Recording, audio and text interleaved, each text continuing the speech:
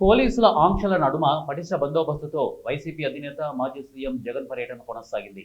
గురువారం నెల్లూరు జిల్లా జైలుకు వెళ్లిన మాజీ మంత్రి కాకాని గోవర్ధన్ రెడ్డితో ఆయన ములాఖాత్ అయ్యారు.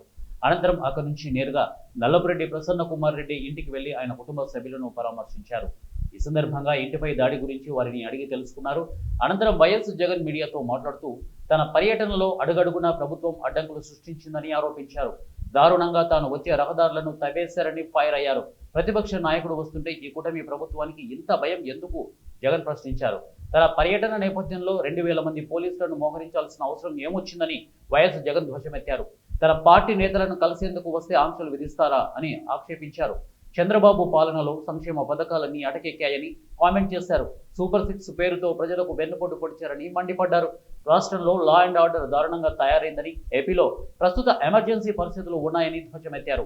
6 సార్లు ఎమ్మెల్యేగా గెలిచిన నల్లపురెడ్డి ప్రసన్న కుమార్ రెడ్డిపై దాడి చేయడం దారుణమని అన్నారు.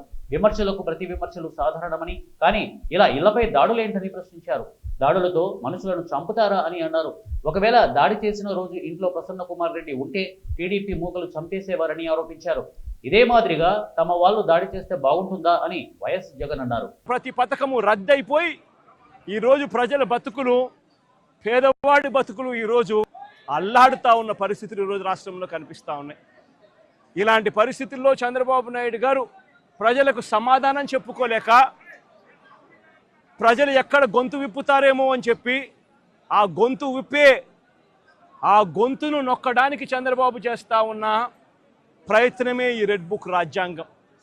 నిజంగా ఈరోజుసారి గమనించినట్లయితే ఇదే ప్రసన్న నా పక్కన ఉన్నాడు. నెల్లూరులో జరిగిన ఈ 2 ఉదంతాలు చెప్తా ఎంతగా దిగజారిపోయాడు చంద్రబాబు నాయుడు అని చెప్పడానికి 2 ఉదంతాలు స్పష్టంగా కనిపిస్తాయి. నా పక్కన ప్రసన్న ఉన్నాడు. 6 సార్లు తాను ఎమ్మెల్యే. అలాంటి ప్రసన్నను చంద్రబాబు నాయుడు గారు గతంలో ఎప్పుడు జరగలా ఇలాంటి పరిస్థితులు. రాష్ట్రంలో ప్రత్యర్థులు ఎవరైనా కూడా ప్రెస్ స్టేట్మెంట్లు ఇచ్చుకుంటూ ఉంటారు. అటువైపున ఉన్న పార్టీ వాళ్ళు ఇటువైపున వాళ్ళు ప్రెస్ స్టేట్మెంట్లలో స్టేట్మెంట్లు ఇస్తారు. ఇటువైపున వాళ్ళు అటువైపున వాళ్ళని కూడా ప్రెస్ స్టేట్మెంట్లలో ఇస్తారు స్టేట్మెంట్లు.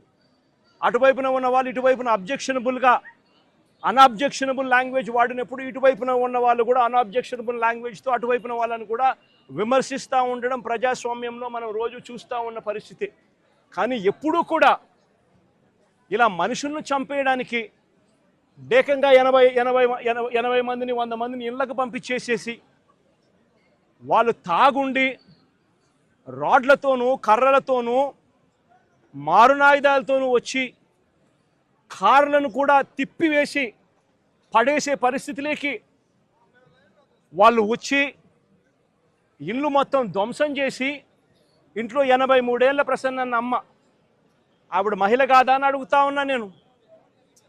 ఆవిడను బెదిరించి, ఆ సమయంలో ప్రసన్న ఇంట్లో లేడు కాబట్టి సరిపోయింది.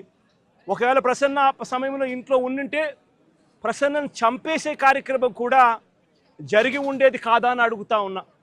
ఇలాంటి దిగజారిపోయిన రాజకీయాలు గతంలో ఎప్పుడూ మేము చూడలా. నేను అడుగుతా ఉన్నా, ఇదే చంద్రబాబు నాయుడు గారిని అడుగుతా ఉన్నా, అయ్యా చంద్రబాబు నాయుడు గారు, మీ ఎమ్మెల్యేలు ఎంత హేయంగా మాట్లాడుతూ ఉన్నారు అని చెప్పడానికి నిదర్శనం నిన్న మొన్న జరిగిన నగిరి ఎమ్మెల్యే రోజమ్మ గురించి, ఎక్స్ఎమ్మెల్యే అంటే Rojamma ex MLA, sitting MLA, Nagari Telugu Desam party MLA ఎలాంటి మాటలు మాట్లాడాడు. చెప్పడానికి కూడా సిగ్గుపడే మాటలు, సిగ్గుపడాల్సిన మాటలతో రోజమ్మను హేయంగా మాట్లాడితే ఇదే చంద్రబాబు నాయుడు గారు ఏం చేశారని అడుగుతా ఉన్నా.